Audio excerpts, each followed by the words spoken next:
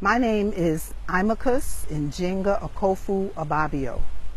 I was born in New York City, and I returned home to the land of my ancestors, Ghana, West Africa, at age 50. And I've lived here for the past 25 years. This wall, this is Nanambra. Nanambra was the traditional ruler in Cape Coast.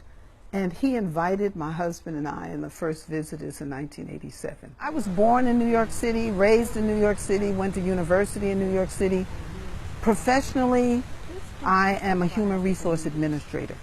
For 14 years, I worked as a human resource administrator for a major teaching hospital. I didn't want to be no African. The pictures that the media painted of Africa, the only Africa I saw was Tarzan and Jane, some white man flying through the air. Oh, okay. with boy riding on an elephant and stuff like that. Would you want to come to Africa? Nobody's wearing clothes? No. I didn't want to come to Africa at all. Because there was nothing good that was told to us about Africa. Nothing. I came here and saw a different kind of Africa. We went to the slave forts and dungeons. You know, there's no air, small windows. The place still smells. You can still smell it. And I remember going through the men's dungeon. That was traumatic, you know, because you kept thinking to yourself, why would someone do this? Because they didn't tell us about this. I never heard about this in school.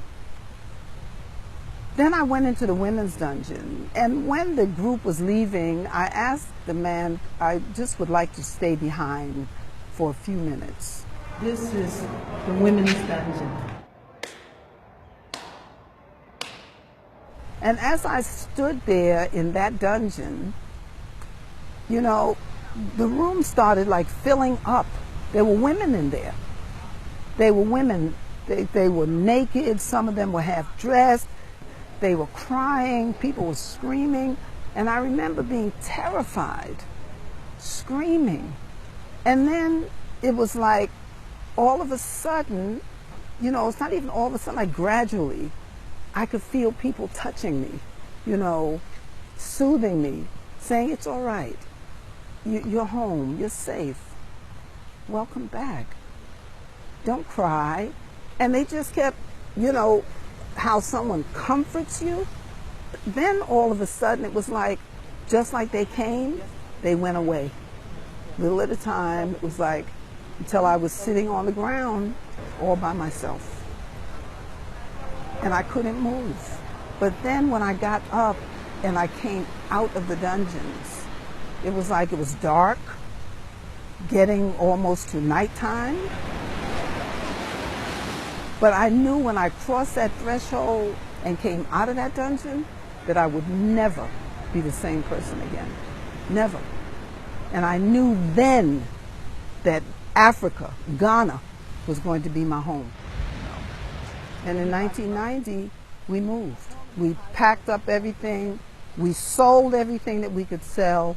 All we couldn't sell, we gave away. All we couldn't give away, we threw away. And we just packed up a few things, like my books and things like that, and we came to Africa.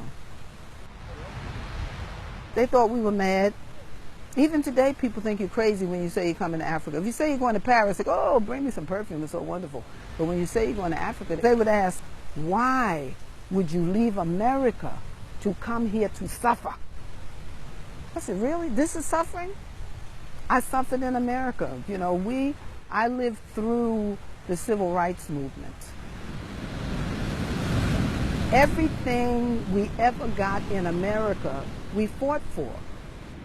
I don't hate America. I don't like it. Hate is a strong word, but I don't like it. I love Africa. Okay. And everything in Africa is not perfect. And I didn't fall out of my treehouse, so I'm not going to where there's a war. I look for peace.